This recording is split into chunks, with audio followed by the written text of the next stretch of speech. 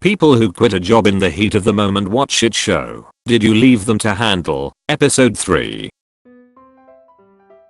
Left an auto parts store the Saturday before they fired the assistant manager and the other key holder for theft. They expected me to take the assistant position for a 50-cent raise, 9.75 total, and work 60 to 70 hours a week to help keep shit going smoothly.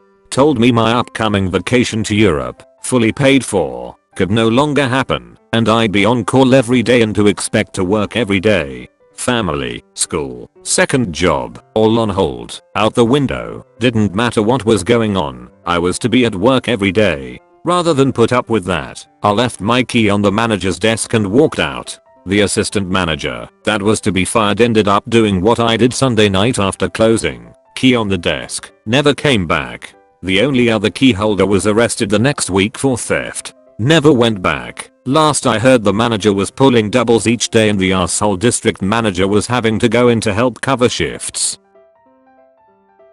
No word of a lie, my role at my level at my last job was busier than anyone else who also had my role across the entire business. In relation to workload, jobs processed and coordinated etc., I was often the busiest, having 5 UK counties to cover, thousands of properties to secure, and tens of thousands of vulnerable people to keep safe. I often had over 100 jobs in the process, whereas other people with my job title might have had about 15 to 30. Repeatedly asked for more staff to help bring my workload down. Repeatedly asked for more training because I wanted to be sure it wasn't me making the job list so big. Repeatedly had my staff telling me how unhappy they were and being unwilling to perform jobs in certain areas. In fairness, it was a role that was entirely new in the branch when I took the seat, so they hadn't worked out how to train people to do my job with relation to the new contracts we were undertaking, but they also weren't willing to invest in my training to ensure we were both doing our best. I got fired, but the ending makes me feel good. I worked in a liquor store for 3 years dealing with all kinds of shit. It was an old building with very poor insulation and heating, so it was very cold every winter. I refused service to drunk customers, as it is law, and 9/10 they'd get angry and yell at me, cursing my family and whatnot. I begged the owners for the power to bang the assholes, but never got any. They didn't even give a warning in the worst cases. They just wanted the money. I worked 6 days a week if I couldn't get a replacement on a Saturday. Sometimes I opened and closed every workday, ordered and handled new shipment every time, filled the stocks, swept sand and shoveled outside the store, and cleaned the inside floor and fridges. Counted sales and profit. I did it all. The owners just waited for the profit at the end of each day and I came by with the cash.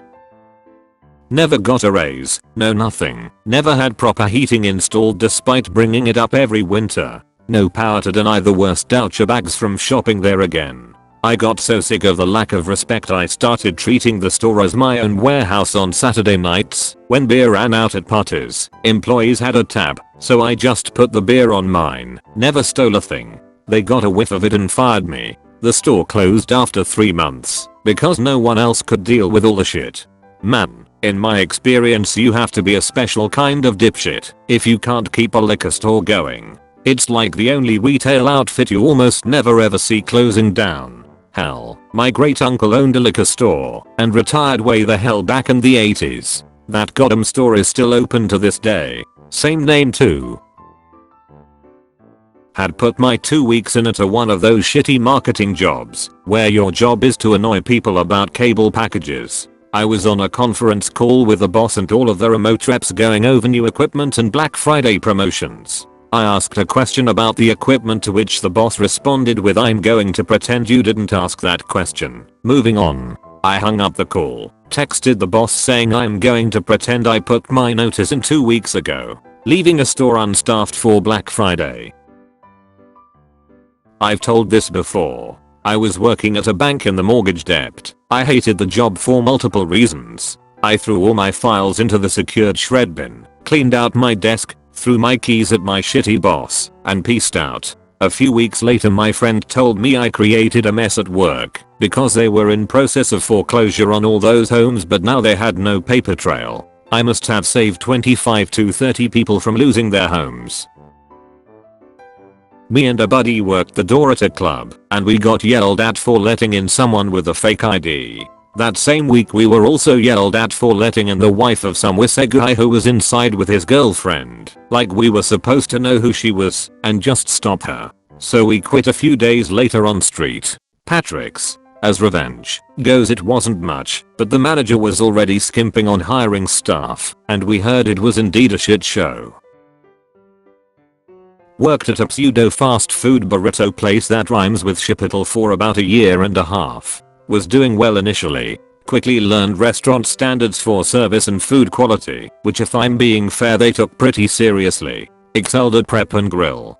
Didn't take long for me to train basically every new hire, since turnover was astronomically high. Since I was the only one that could successfully run a full grill or prep shift from start to finish by myself with no assistance or hiccups. Typically they'd have two running these stations, especially during peak hours, and was helping train so many people. Manager saw my potential and offered me a position as a kitchen manager. Before you can become a kitchen manager, however, you become a KMIT or kitchen manager in training, which is essentially the company's way of making you act as a kitchen manager without the pay. So I managed people, trained people, scheduled people, placed truck orders for food and stocked truck orders when delivered. By all intents and purposes I was the kitchen manager without the official title or pay. Manager quits one day, just doesn't show up, and is never seen again. New general manager is some hotshot they hired from out of the company, who is supposedly a culinary genius. He tells me you are not ready to be kitchen manager. I argue the fact that I've basically already been a kitchen manager this whole time without the title or pay. He says nope, you don't have what it takes, and you never will. So I said you're right, I never will. The plan: next day I find a job at another restaurant making more money with better hours. Give me 2 weeks notice. Following day is a Saturday. Arguably busiest day of the week, and I have the busiest shift. The opening shift. I'm running grill by myself as per the norm. No one else can run this position with 2 people even half as well as I can by myself. I prep my normal stuff for the morning, get everything prepared. I take my paid lunch on the company's dime with a free burrito they give us for lunch every day. I come back to the line to prepare for open. Wait a few hours. Then the lunch rush starts. This could literally have not been a more perfect storm if I had wanted it to be. The line is literally out of the front door. Couple that with untrained line workers working too slowly and the ravenous clucking sheeple. They are getting restless. Some customers are complaining about the wait audibly. I keep an eye on all the food, making sure I know how much is left of every meat and vegetable on the line I'm responsible for. I keep making myself appear to be busy, laying down ludicrously smaller and smaller amounts of chicken and steak, purposefully letting the dwindling supplies dwindle even further. When we are almost completely out of chicken, steak, black beans and fajitas, I decide now is the time. I shut the grill and the rice cooker off. I take my apron off and set it on the chef's table. I sigh a sigh of relief and smile. No one notices as I casually saunter through the kitchen and out the back door. I get in my car and begin driving home. 15 minutes into my 20-minute drive home I get a call from the general manager that I answer gleefully. Yes, I respond in a painfully happy tone. Where the f are you? Where did you go? F you. And I hung up. Gaming site I used to write for. This all happened in the span of 2 months. The new owner made us writers lose all credibility by writing unedited articles on his own and posting them freely, and they were the most widely ridiculous and racist pieces I'd ever read. In one of them, he said women only bought the Wii because they use the Wii mote as a vibrator. It made the rest of us look bad. He fired my friend simply because he didn't like him.